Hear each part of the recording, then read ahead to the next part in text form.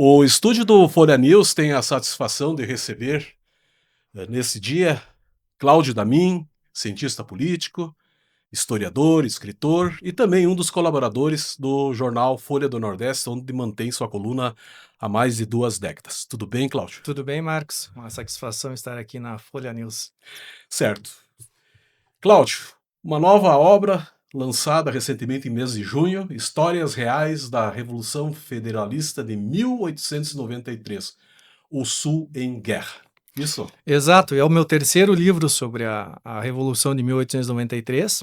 O primeiro, que foi lançado em 2023 aqui em Lagoa, né, que é o Sangue 1893, Sangue na Lagoa Vermelha. A gente fez o lançamento aqui em 2023. Em 2024, eu lancei um outro livro sobre a Revolução Federalista, que é O Triste Fim de Gumercindo Saraiva, em que fiz uma investigação histórica sobre a morte do general Maragato, inclusive com a história de que a cabeça dele teria sido levada para Júlio de Castilhos, lá no Palácio Presidencial em Porto Alegre.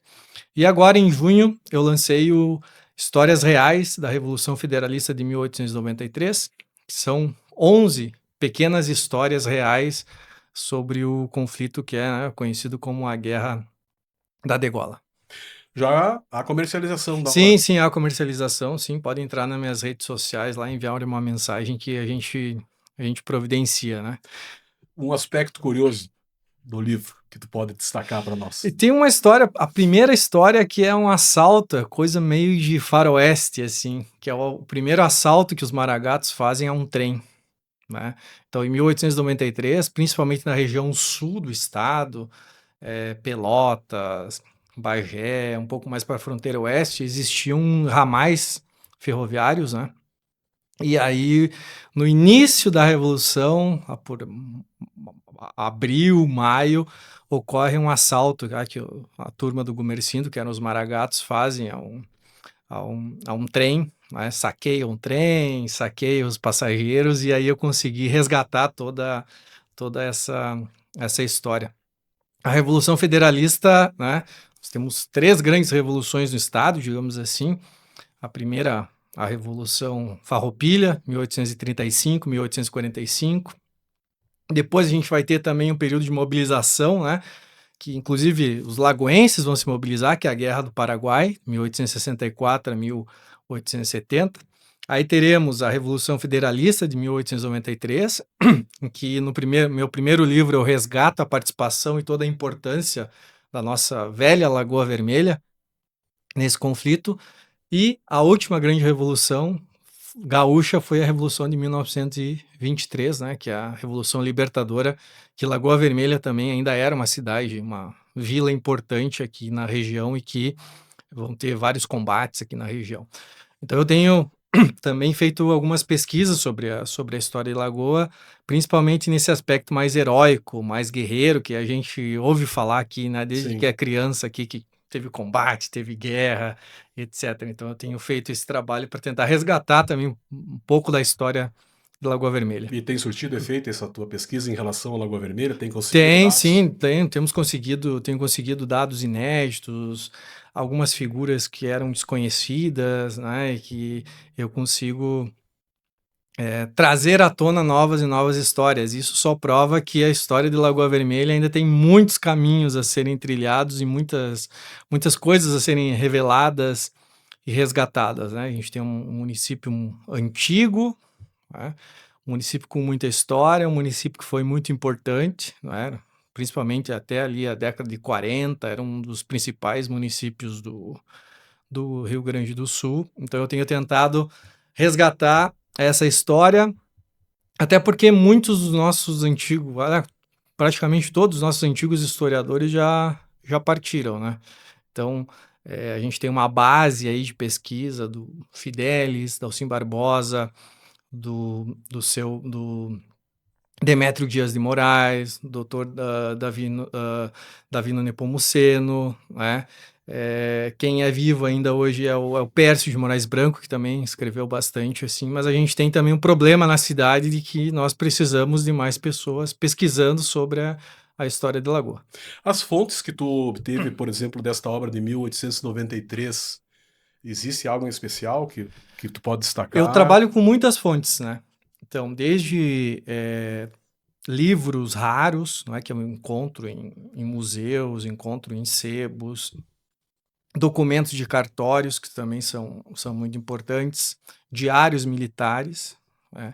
E muito também recortes de jornais, né, da época. Então existiam os jornais da época, e os jornais da época eram aqueles jornais mais ideológicos, mais panfletários. Então o Partido Republicano Rio-Grandense tinha o jornal A Federação, os Maragatos, que eram os federalistas, tinham a Reforma. Então os jornais eram panfletos, né? Não é como o jornalismo Sim. mais moderno, mais contemporâneos. Esse é um ponto interessante também, porque os meus livros eu não tomo partido da situação, né? Então, muitas vezes a gente lê algum livro que é mais partidário dos Maragatos, outro que é mais partidário dos castilhistas, né, do Júlio de Castilhos. Então eu tento manter um equilíbrio, consultando todas as fontes quando possível e também fazendo esse contraponto, né? Essa revolução, não só essa, mas a de 23 também, mas a de 1893, ela foi caracterizada por muita violência, né? Violência extrema, degolas, massacres. Inclusive a gente teve, eu mostro no livro de 1893, Sangue na Lagoa Vermelha, o massacre o chamado Massacre do Pontão, né? Umas degolas cometidas por maragatos. Então a violência era de ambas as partes, assim. Então eu tento dar um equilíbrio nessa análise, nessa descrição dos fatos. Nessas tuas obras, em especial da Revolução Federalista e também nas outras, e especificamente em Lagoa Vermelha, além dos escritores que tu citou, que tem como fonte de consulta, quais outras que tu busca? No caso, principalmente de 1893, o livro tem mais de 1000 notas de rodapé. Então todas as informações eh, têm alguma referência, né? A gente teve lá em novembro de 1894, que a guerra vai até meados de 1895, mas em novembro de 1894 nós tivemos o chamado Cerco da Lagoa Vermelha, ou Combate da Lagoa Vermelha, que é um dos pontos altos do meu livro, onde eu resgato a história, que a cidade foi sitiada por 850 maragatos, e a cidade era defendida, né, a vila era defendida por 250, no máximo 300 republicanos, isso os militares e quem não era militar, a população. Tem a história do juiz Manuel André da Rocha, que era o juiz de Lagoa Vermelha, e que vai pegar em armas, vai ir nas trincheiras aqui da vila para defender, né? Então eu encontrei muito no cartório, muitos dados de cartório, de quem morreu, nomes de pessoas, né? Então tem uma infinidade de fontes. E nos próprios jornais, né? Quer dizer, ninguém vai ler os jornais de 1893 ou 1894, mas eu li todos, né? Principalmente a, a Federação, que era o jornal dos castilhistas, e aí é um quebra-cabeças que você vai achando pontinhas e pecinhas, e aí eu consegui montar nesse livro 1893, mostrando a importância de Lagoa Vermelha no âmbito da Revolução Federalista. Cláudio, estamos chegando com a inteligência artificial cada vez mais forte, presente em nosso meio e também na escrita, obviamente. Já tem te beneficiado de alguma maneira nas tuas pesquisas ou, por enquanto, é a pesquisa antiga que você está realizando? Eu ainda faço a pesquisa antiga, né? Eu sei que vários escritores têm utilizado, inclusive para, digamos assim, aperfeiçoar o texto, né? Mas eu não utilizo inteligência artificial para escrever meus textos ou para, digamos assim, aperfeiçoar e tal, até porque eu me animo para escrever, sabe? Então, eu sinto muito prazer de escrever na minha própria redação e tal, mas o que a gente tem visto, já que a gente está falando de inteligência artificial, e eu sou professor universitário também lá na Universidade Federal do Pampa, no campus São Borja, o que a gente tem visto principalmente na questão da redação, né? Porque a redação ou a escrita, você desenvolve primeiro basicamente a partir da leitura, né? Então, se você não lê, você tem uma dificuldade para escrever, da leitura e depois da prática, né? E muitas vezes a gente tem visto aí que a inteligência artificial, que deveria ser uma ferramenta para ajudar, né, para facilitar, na verdade está meio que, né, quando, em determinadas ocasiões, substituindo a capacidade humana ou ah, não permitindo que as pessoas desenvolvam as suas habilidades, principalmente a habilidade de escrita e de leitura, né? Hoje você vai ali no chat GPT e você pede um texto com não sei qual tamanho, com as referências, né, com determinado estilo de escrita. Então, isso na educação, principalmente na educação superior também, isso tem sido muito discutido, né? Como é que os professores, como é que os docentes vão realizar as avaliações dos Pois é, eu ia te perguntar trabalhos. agora, como é que tu faz essa avaliação hoje? Durante algum tempo, nos últimos anos, eu não fazia mais prova, tá? Eu pedia para os alunos, dependendo da disciplina, né? Eu dou aula de teoria política, eu dou aula de assessoria parlamentar, enfim, métodos quantitativos, que seria estatística. Então, nos últimos anos, eu havia polido a prova, aquela prova que sem consulta individual, etc., e havia alterado por outras formas de avaliação, né? A gente pode ter várias formas de avaliação, trabalho em grupo, apresentação, a preparação de um paper, né, de um texto, de uma redação, mas nos últimos tempos eu tenho visto que tem se tornado um desafio, né, corrigir e avaliar os alunos a partir disso, porque efetivamente há uma popularização da inteligência artificial. E o professor sabe, porque o aluno ele te apresenta um texto sem erros de português, sem erros de concordância. Que é incomum. Exato. Até os professores, a gente comete os erros ali, Com não é? certeza. Então, esse é um desafio da educação, principalmente da educação superior. O que eu tenho tentado fazer? E aí eu quero chamar a atenção também que, enfim, sou professora universitária há mais de 10 anos. Nós tínhamos antigamente, há 5 anos atrás, o problema de que os alunos copiavam na internet. Então você pedia para o aluno eventualmente fazer um texto sobre Platão e um ou outro ia na internet e copiava lá Brasil Escola, uns sites que tinham prontos lá. Ao menos aquele aluno ele se dava o trabalho de ir lá pesquisar e de escrever e tá. É errado, né? Não é, Mas de não é, certa não é forma havia, adequado. né? Mas o que eu quero chamar a atenção é que agora os alunos aquela minoria, digamos assim, que copia da internet, não é a maioria que copia da internet, mas tem aqueles mais que se acham mais espertos que o professor, agora eles não têm mais nem esse trabalho.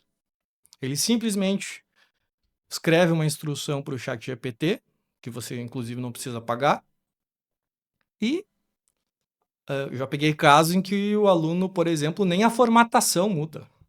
Tá? Não coloca nem nas regras da ABNT lá, tá, para pelo menos tentar dar uma mascarada para o professor. Então a educação brasileira superior, principalmente, tem esse desafio agora do chat GPT, né? Ao mesmo tempo, o ChatGPT é extremamente importante, a inteligência artificial, né? Por exemplo, nas pesquisas acadêmicas, né? Então, você pode, por exemplo, solicitar para o chat que ele te indique 10 bibliografias sobre Revolução Federalista. Aí ele vai te dar lá 10 livros ou 10 artigos, etc. E aí você corre atrás, né? Então, ao mesmo tempo em que tem esse problema da cópia, né, e da falta de autoiniciativa dos alunos, de alguns alunos, né, da minoria dos alunos, de ir atrás do material, você tem outras formas também de facilitar o trabalho acadêmico, o trabalho educacional. Né? Mas, voltando à tua questão, no meu caso da escrita, eu não utilizo inteligência artificial. E se eu utilizasse, eu deixaria claro. Eu sei que alguns, inclusive sites né, de notícias, eles estão estabelecendo lá. Quando a notícia foi feita com a ajuda de inteligência artificial, se faz lá um asterisco e avisa, né? Só que tudo tem mudado muito, muito rápido, né? Com certeza. Como professor universitário ainda, Cláudio, como é que tu avalia o ensino à distância no Brasil? É, o, o, o ensino à distância é uma realidade nacional em todos os municípios. Eu não sei se existe aqui para Lagoa Vermelha esse dado de quantos lagoenses estão fazendo alguma a uma graduação, eventualmente uma especialização, mas é muita gente. Né? De algum modo, o ensino à distância, ele ajudou aquelas pessoas que não tinham condições de realizar uma faculdade presencial, né? De acessarem a educação superior. Primeiro porque é flexível em relação aos horários, né? Então, a pessoa que trabalha 40 horas, ou até mais, né? Tem a realidade dos trabalhadores, pode fazer as aulas, acompanhar as aulas, e aí tem os trabalhos. Então, de algum modo, isso deu maior acesso às pessoas. É muito mais barato do que uma universidade privada, né? E presencial. Todos os cursos de ensino à distância, eles são regulamentados, né? Eles precisam ser regulamentados pelo MEC, que é o Ministério da Educação. Então, do ponto de vista formal, está tudo certo. Né? Hoje, um professor de letras formado por uma universidade privada ou pública presencial, o diploma dele tem o mesmo valor do que se ele cursar esse curso numa universidade virtual, num curso virtual, à distância, né, e que seja reconhecido pelo MEC. O que se discute muito é a qualidade. Né? Inclusive, recentemente, o MEC estabeleceu, o Ministério da Educação estabeleceu algumas regras de que, por exemplo, cursos de direito não podem ser à distância, precisam ser presenciais. Acho que medicina, enfermagem, alguns outros cursos nesse sentido, né? O que se discute é a qualidade, né? É a qualidade da educação, é a qualidade do aluno que vai sair desse curso. Mas, para a qualidade, existe uma outra resposta, que é o mercado.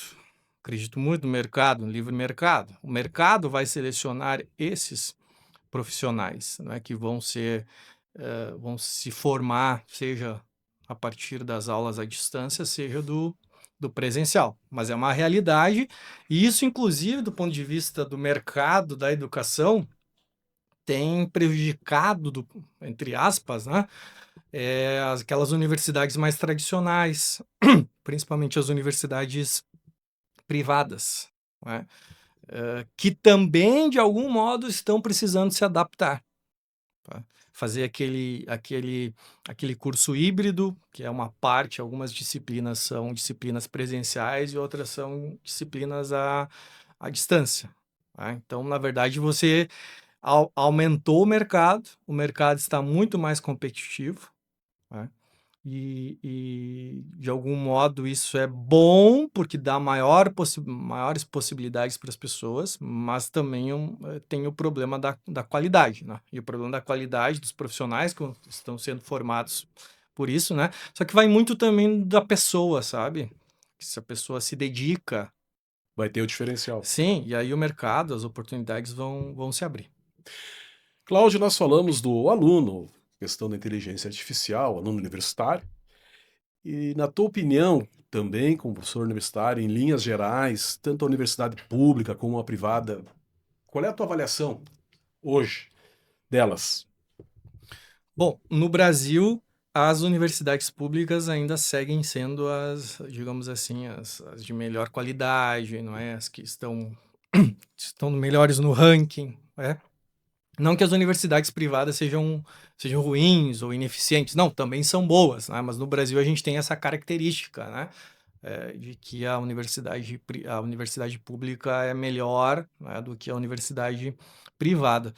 Eu acho que, principalmente, que a minha experiência na universidade pública, nós temos um problema, retirando aí cursos de direito, medicina, talvez psicologia, alguns dessas profissões mais... Odontologia? Isso, odontologia, que é o problema da evasão. Né? Então, você tem uma quantidade muito grande de alunos que começam, mas que não finalizam. Né? E isso é grave, principalmente naquelas disciplinas que vão formar professores. Né? Então, a evasão, por exemplo, dos cursos de matemática, a evasão dos cursos de história, dos cursos de física, de química, de biologia, é uma evasão alta. Tá? Isso significa que vão entrar 50 pessoas e lá depois dos 4 ou 5 anos vão ser formados 10, vão ser formados 5. Então, esse é um dos problemas da educação superior no Brasil. Por que acontece isso?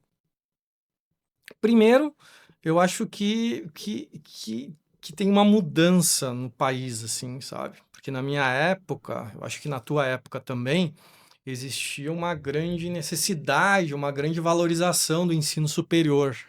Né? Então, você tinha que fazer um ensino superior. Ser doutor? Isso, nem isso, né? Já tem a tradição no Brasil do bacharelismo, né? Que você tem que ter direito. Mas eu não sei o que existia, né? Eu não sei qual o curso que eu quero fazer, mas então eu vou fazer direito. Então, tem essa evasão. Tá? Nas universidades públicas, a evasão, de algum modo, está relacionado com as condições dos alunos, né? Então, a capacidade que o aluno tem, por exemplo, de ir para uma outra cidade e se financiar. Né? Então, isso demandaria uma espécie de uma maior assistência estudantil. Eu tenho uma outra hipótese também que está muito fácil o indivíduo cursar um curso superior. Né? A minha época, eu fiz ainda vestibular na URGS para Ciências Sociais, em 2004, era difícil, não existiam esses cursos, né? Era disputado? E era disputado, então, hoje em dia, você tem uma oferta muito maior de cursos. Então, você faz o Enem e aí você pode ficar 6 meses num curso, ir para outro, etc. Né? Pode migrar. Então, e tem também a atratividade, né? E é uma outra geração, e eu falei na questão da formação dos professores, porque as pessoas parece que não querem mais ser professores. Isso é um problema Inclusive grave. universitário. Também. Na verdade, universitário é um pouco diferente, porque aí você tem uma outra carreira, tem que fazer o mestrado, depois tem que fazer o doutorado. Então, uma lógica um pouco diferenciada. Demora mais para você formar um professor universitário, mas a gente tem o grave problema de que a gente precisa dos professores na educação básica, no nível médio. Né? E a gente tem esses problemas. Se a gente forma poucos professores e muitos professores estão se aposentando, que é o caso do Rio Grande do Sul, do estado do Rio Grande do Sul, mas não só do nosso estado, de outros estados, inevitavelmente a gente vai ter em algum momento um colapso. E o interesse do aluno já na universidade, professor Damin, qual é a tua avaliação? Ele está lá realmente porque quer? É influência familiar? Tem objetivo? Não tem objetivo? Bom, esse é é um ponto polêmico assim também, porque o professor primeiro tem que, digamos assim, trabalhar contra o celular. Eu sei que é uma realidade generalizada também nas universidades, né? Que tem essa cultura do celular de que o aluno vai na aula e ele manuseia o celular, vê as mensagens, envia mensagens, etc, né? Então, esse é um aspecto importante. Mas eu percebo que tem alunos que têm uma vocação, por exemplo, sou professor de Ciências Sociais e Ciência Política, lá na Unipampa São Borja a gente tem esse curso, vejo que tem muitos alunos vocacionados, não é? Alguns alunos desinteressados, outros mais interessados, né? Então, isso é, é, é um ponto específico, né? Acho que o ponto central também é como que esses alunos chegam no ensino superior. Né? As dificuldades que os alunos têm em geral, de escrita, de redação, de leitura, de realizar algumas operações matemáticas básicas, né? Ou até medianamente. Então, nós temos esse problema da formação prévia nas universidades. Mas, como tu falou, tem ainda essa pressão da família, né? Que é muito clara no Brasil de que o filho tem que fazer um ensino superior. Em outras partes do mundo não existe isso, né? Em outras partes do mundo você tem, por exemplo, um foco maior no ensino técnico.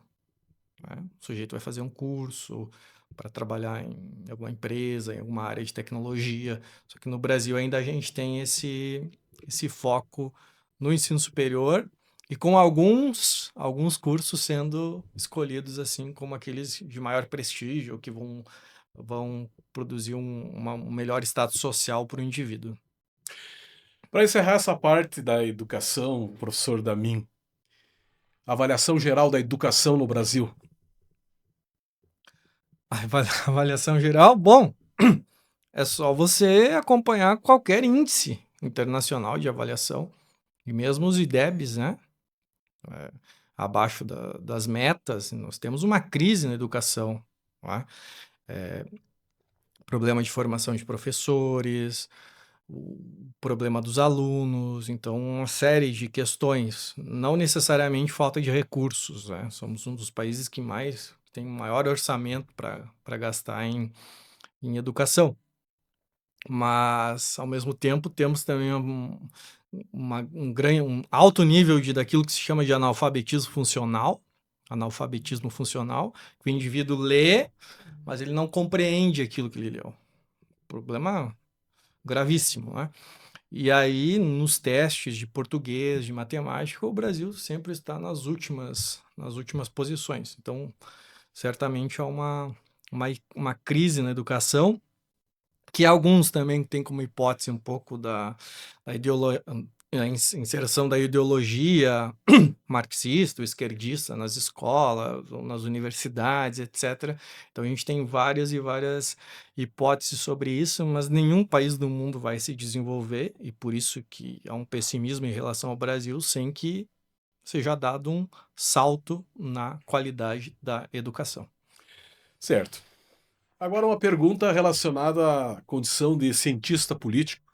Eu sei que tu gosta muito disso, escreve muito sobre isso aí. Brasil de hoje, como vê o momento político atual, professor Cláudio Damin? Momento conturbado, né? Momento conturbado.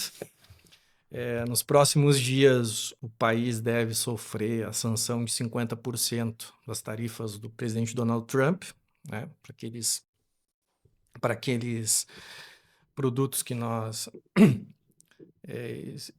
exportamos para os Estados Unidos. Né? Nós temos uma crise entre os poderes, né? Particularmente aí entre o executivo, que é o presidente Lula, e o Congresso Nacional. Né? Recentemente, inclusive, o Congresso Nacional derrubou o aumento do Imposto sobre Operações Financeiras, o IOF. Então, nós temos um conflito aí. Temos também um conflito do ponto de vista das emendas parlamentares, que é o controle do orçamento.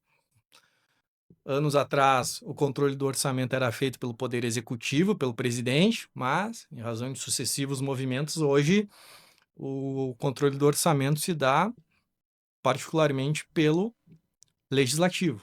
Né? O crescimento dos valores das emendas parlamentares, a criação de outros tipos de emendas parlamentares. Nós temos um governo que não tem uma base de sustentação, uma coalizão coesa no Congresso Nacional. Então, hoje, a base de sustentação do presidente Lula é o PT e alguns outros partidos de esquerda, né, que não conformam nem 120 deputados federais, dos 513. Ao mesmo tempo, temos o Centrão, os partidos do Centrão, que possuem ministérios no governo Lula, mas que não apoiam as iniciativas do governo.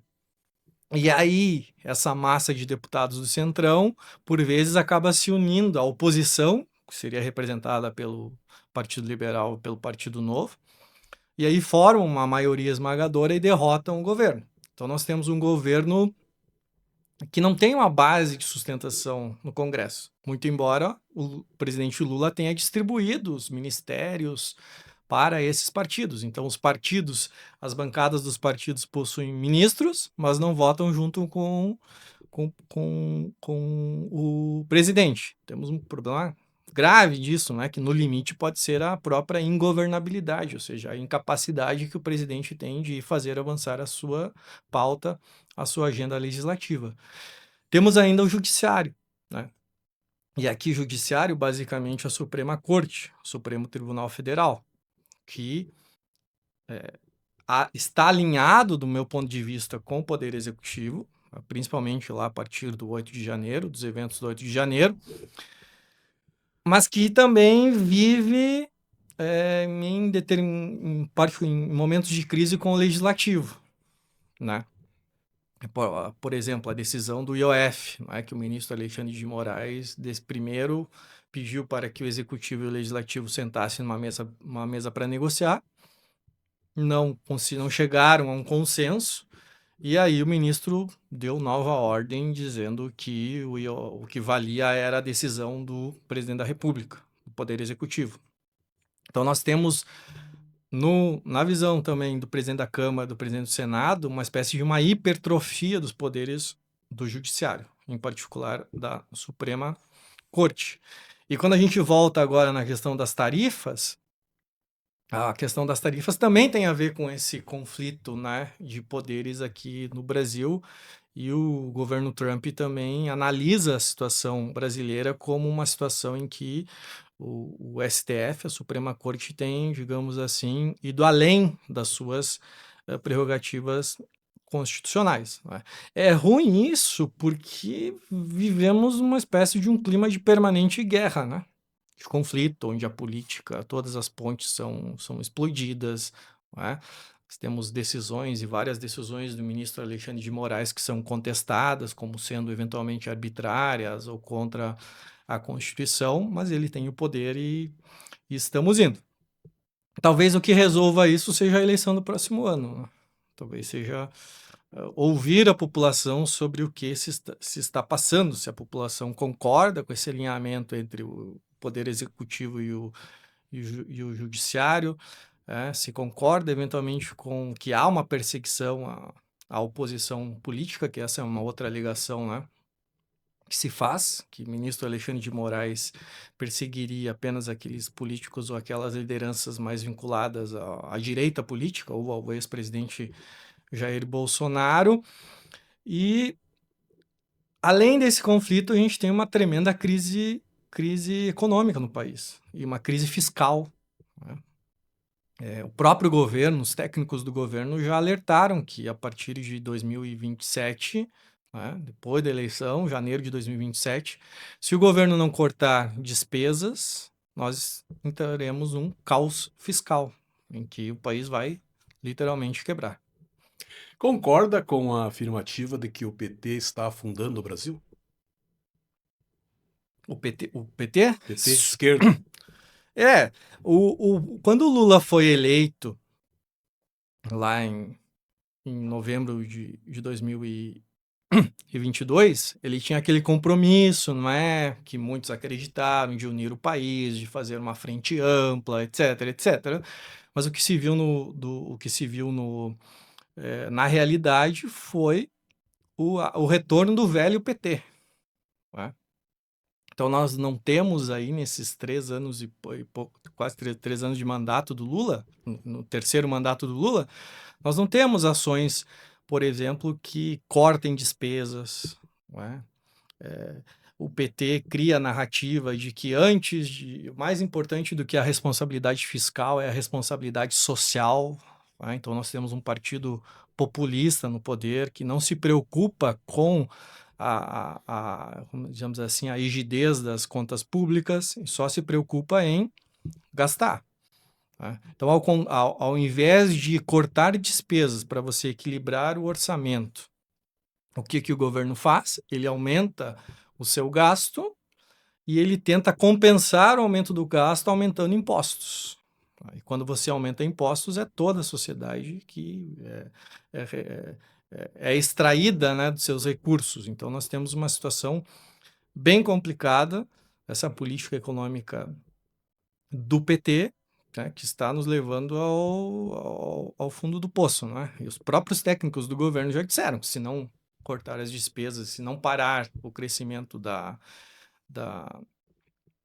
despesa, o Brasil vai quebrar novamente, não é? Lembrando que o país já quebrou uma vez, aliás, a gestão da presidente Dilma, que sofreu impeachment por crime de responsabilidade, já quebrou o país uma vez, né? Então o PT sabe como quebrar um país, né? Já deu mostras disso. Jair Bolsonaro, na tua opinião, é a única saída da direita para retomar o poder o ano que vem? Jair Bolsonaro está inelegível, né? Correto. Então ele não pode concorrer Mas existem à esperanças presidência da ainda que ele República. possa. Mas isso demandaria alguma alteração de decisão no Tribunal Superior Eleitoral ou no STF, né? Na verdade, o movimento é o contrário. Ele deve ser, muito provavelmente, condenado aí nos próximos meses naquele processo lá do 8 de janeiro, tentativa de golpe, abolição do Estado. Então, isso já está meio que contratado, né? Só basta saber qual vai ser a pena que vão colocar nas costas dele. Então, acredito que ele vai sair de cena, ou terá que sair de cena. E aí a direita vai ter que apresentar um candidato, né? Hoje a avaliação do governo Lula é baixa. Então, com o índice de avaliação de ótimo e bom do presidente Lula, um candidato de oposição conseguiria, pelo menos teoricamente, vencer a eleição. Hoje, né? Óbvio que a eleição é no próximo ano e muita coisa pode mudar. E aí você tem no campo da direita, você tem alguns nomes, né? Talvez o mais falado e aquele que talvez seja até o mais preparado é o governador de São Paulo, Tarcísio Gomes de Freitas, né? Só que ele é uma pessoa discreta que não entra pelo menos não tem tentado, não diz que é o candidato a presidente, né? Mas tem ele, tem o governador de Minas Gerais, Romeu Zema, mais aí da centro-direita, o governador Ronaldo Caiado, de Goiás, e o governador do Paraná, Ratinho Júnior, né? São todos de partidos diferentes, mas que vão ter que, né, se quiserem herdar digamos assim, herdar os votos do Bolsonaro, o apoio do Bolsonaro, vai ter que ser feito uma coligação, aí, um acordo entre principalmente esses partidos mais de centro-direita que querem deixar, né, não querem se aproximar do PT. Né, não gostariam de apoiar eventualmente uma nova candidatura de Lula. E em nível do Rio Grande do Sul, Cláudio Damin, como está vendo a política? Bom, aqui no Rio Grande do Sul a gente tem a situação de que o governador Eduardo Leite também tem a pretensão de ser candidato a presidente da República. Então, provavelmente, ele não pode ser candidato ao governo do estado, mas o seu vice, que é o vice-governador Gabriel Souza, que é do MDB, será o candidato, né? Teremos alguma candidatura do PT, né, que é sempre relevante, né? Mesmo que haja um desgaste do petismo, aqui no Rio Grande do Sul tem a sua relevância e basta relembrarmos que no primeiro turno da última eleição para governador, o candidato do PT quase foi ao segundo turno, deixando quase que o Eduardo Leite de fora, né, por uma margem muito pequena de votos. Então teremos um candidato do PT e, do ponto de vista da direita, ou da centro-direita, até foi lançada agora a pré-candidatura do deputado federal Luciano Zucco, né, que aí poderia agregar ou congregar as forças mais bolsonaristas aqui no estado. Seja aquela direita bolsonarista ou aqueles indivíduos que são da direita, mas que não são bolsonaristas, como os antipetistas, né? Então, é um quadro que vai ser um quadro interessante, mas que, de algum modo, também vai reproduzir a polarização que deve acontecer ao nível nacional. Em nível do Rio Grande do Sul, lhe pergunto ainda com relação ao seu amigo, o senhor inclusive trabalhou como assessor em Brasília, o Marcelo Van Hatten.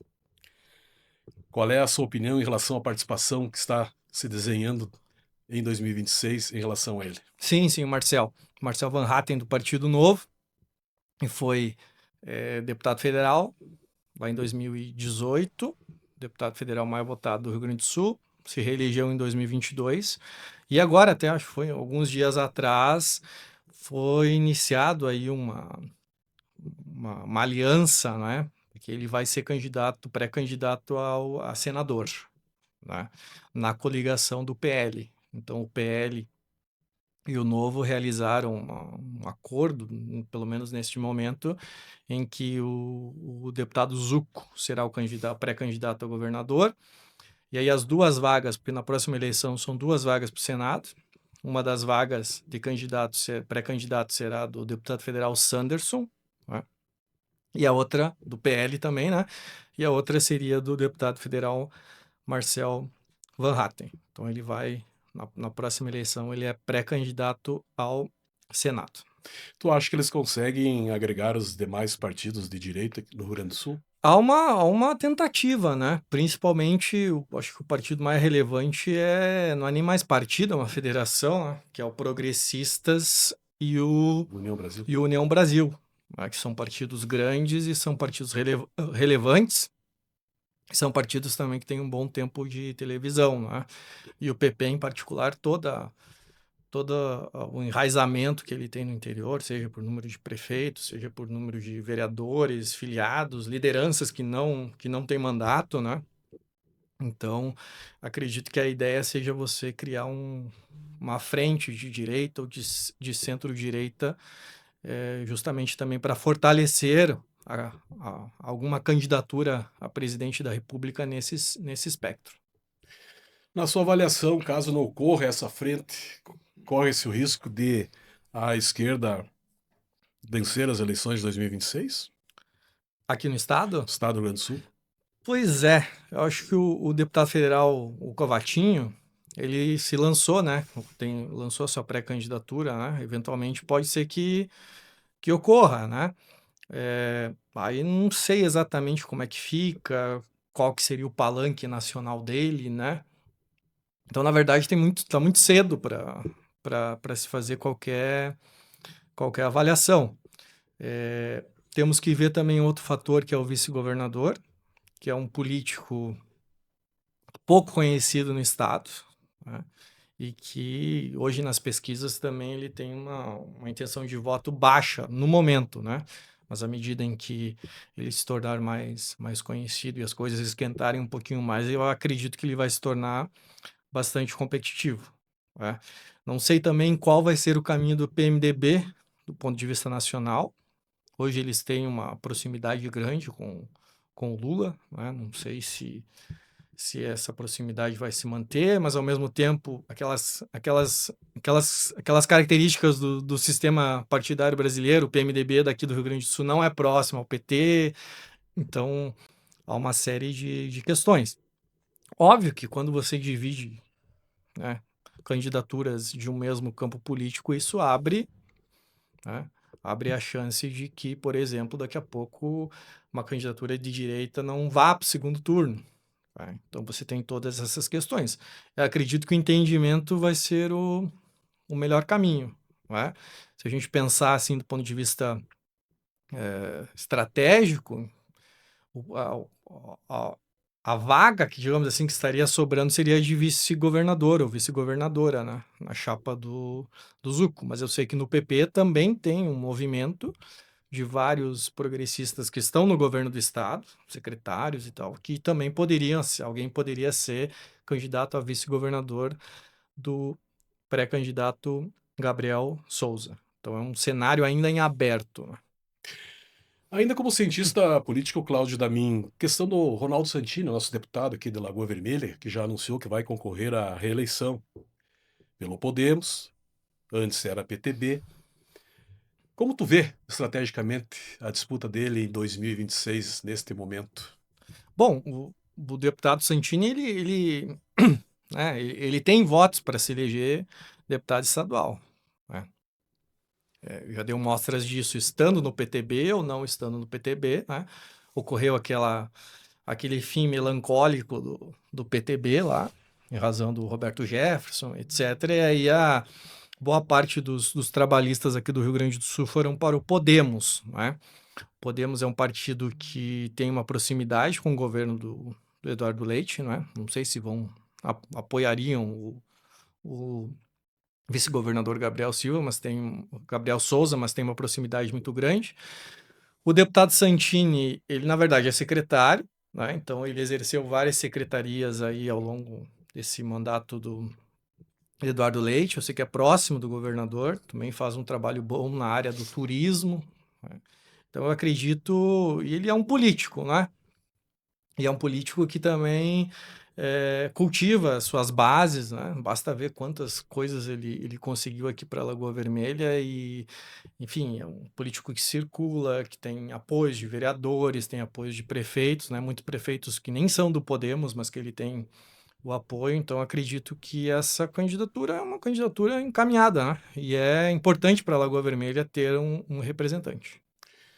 Como vê a movimentação política no PDT com a chegada do ex-prefeito Capão Bonito do Sul, se filiando ao nosso partido aqui, o PDT de Lagoa Vermelha, e já anunciando que deverá concorrer a deputado estadual ou federal? Muitos alegam também que seria uma plataforma para, quem sabe, em 2028, concorrer a prefeito no município. O Felipe, né? Felipe Rett. Bom, todo mundo sabe que eu fui 16 anos, 16 não, todo o tempo oposição ao PDT aqui na cidade, né? E depois que nós vencemos a eleição, a partir da vitória da eleição do Gustavo lá em 2016, o PDT, que era o maior partido da cidade, entrou em franca decadência e não conseguiu se renovar, né? Esse que eu acho que é o ponto. Então, o Felipe é uma grande liderança, eu acredito. Não sei como é que o eleitorado de Lagoa reagiria a uma liderança de outro município vindo concorrer aqui, né? A gente tem que lembrar também que tem todo aquele processo de Capão Bonito do Sul, né? De milhões de reais, que eventualmente o Lagoa Vermelha também pode ser condenado, nem sei como é que anda aquele processo, mas recentemente saiu uma notícia, né? E é uma tentativa, né, do PDT de tentar se renovar, né? Porque a cada derrota eleitoral o PDT diminui aqui em Lagoa Vermelha, né? São as mesmas lideranças, não tem capacidade de renovação, tanto que na última eleição contra o nosso prefeito Morona, o próprio ex-prefeito Getúlio, né, que já tinha sofrido uma grande derrota indireta lá em 2016, teve que retornar por absoluta falta de opção, né? E por incrível que pareça, está cada vez mais difícil que os partidos, independente, não só o BDT, mas qualquer outro partido, consiga atrair novas lideranças para seus quadros, que é um pouco da crise dos partidos e da crise da própria política aqui, né? Mesmo distante um pouco de Lagoa Vermelha, como tu tá vendo a administração do Eluir Morona? Eu acho uma administração bem interessante, né? Acho que o prefeito ele tem uma característica que é uma característica dele, assim, né? Que ele gosta de ser prefeito, tá? Então ele vestiu a camisa de ser prefeito, mesmo que ele não é um político profissional, né? Ele não construiu essa sua vida profissional na política. É um profissional liberal aqui de Lagoa, muito conhecido, mas que na própria Secretaria da Saúde ele já deu mostras de que ele pega junto, que ele encarna aquele cargo momentâneo, assim, né? Então eu tenho visto ele se movimentando muito. É uma pessoa que gosta de ser prefeito. Uma outra característica que eu tenho notado nele é que é um prefeito presente, né? Então, muitas das reclamações da população é de que o prefeito só aparece aqui quando é candidato, depois que passa a eleição ele ganha, o político nunca mais volta aqui. Então eu tenho visto ele bastante presente na cidade, seja no interior, e vejo ele também viajando bastante, buscando recursos ou buscando alguns projetos assim, né? Então acredito que ele também tem um mandato bem encaminhado, né? Diferencial de Eluir Morona, Gustavo Bonotto, da tua opinião? O diferencial é que são pessoas diferentes, né? São pessoas diferentes. Mas o que eu posso te dizer é que o Gustavo acertou na escolha, né? Você deve, enfim, se lembra que haviam vários e vários candidatos do PP, pré-candidatos para concorrer a prefeito, e ao final lá a decisão do prefeito ou do partido, enfim, foi pela candidatura do Morona, né? Na verdade, eu vejo mais similaridades, assim, né? Que são abertos para conversar, o diálogo com todos os lados, né? Não são aquelas pessoas que têm um ranço político, algo nesse sentido, né? Acho que algum tempo atrás, algumas semanas, eu vi, por exemplo, o prefeito em alguma reunião com a vereadora, o PT tem uma vereadora aqui, enfim, uma reunião como normal, de cortesia, em que a vereadora anunciava que ela conseguiu não sei quanto de emendas parlamentares. Então eu vejo um político assim aberto, né, e que pensa e que cuida da cidade, né? E pelo que eu sei, pelo que eu tenho visto, ele tem vários projetos aí para serem executados nos próximos anos. Na condição também de cientista político, lhe pergunto: a oposição é minoria, apenas 3 vereadores dos 11 na Câmara. Qual a saída, a partir de agora, da oposição para ganhar espaço, ou não tem mais saída? Não, tudo tem saída. Tudo tem saída. Quando. E é só a gente relembrar lá em 2016. Quando todos achavam que o PDT ia vencer aquela eleição de uma maneira muito fácil, e aí ficariam 20 anos no poder, né? Cumprindo a profecia de alguém lá. Naquele tempo lá lançou a profecia de que o PDT ficaria 20 anos e tal, que a profecia não se cumpriu. Por quê? Porque a opinião pública ela é dinâmica, né? Então as pessoas podem mudar de opinião, né? Eventualmente o governo pode se tornar mal avaliado, ou o partido pode escolher um candidato que tenha rejeição na cidade, né? E aí, como é que se faz? O grande erro dos partidos políticos muitas vezes é escolher candidatos que o povo não quer, né? E que aí é difícil você trabalhar, inclusive do ponto de vista do marketing, da formação, da imagem, né? O que ocorre é que com os quadros atuais do PDT fica mais difícil, né?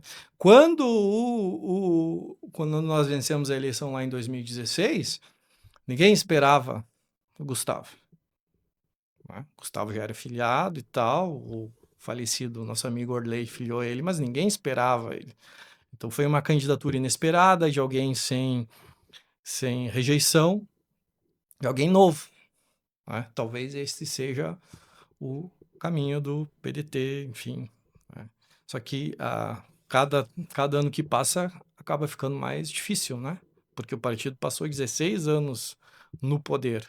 E quando você se afasta do poder, as lideranças também se afastam, você não tem mais nenhuma expectativa de poder, os filiados alguns filiados vão para outros partidos, né?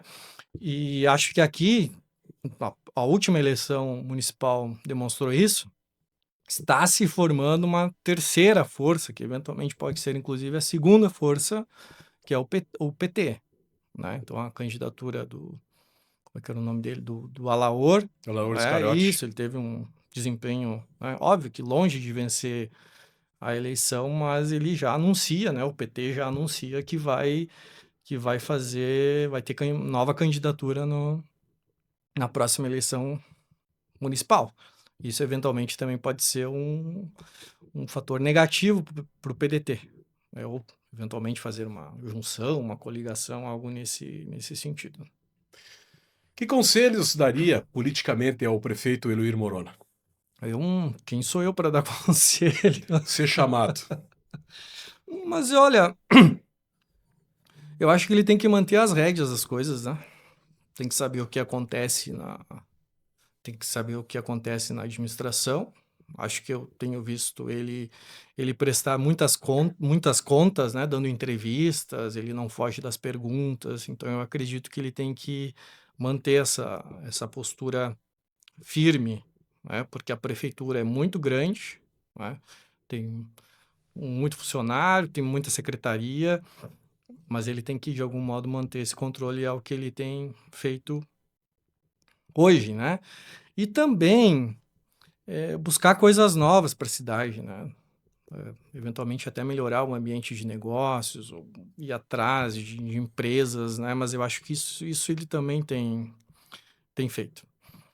Certo. Não sei se você teria algo mais a acrescentar, Cláudio. Eu só agradeço a oportunidade. Fazia tempo que eu queria vir aqui no Folha News e agora que eu estou de férias, deu certinho. Certo. Muito obrigado. Este foi Dr. Cláudio Damin, cientista político, professor universitário e colunista do jornal Folha do Nordeste.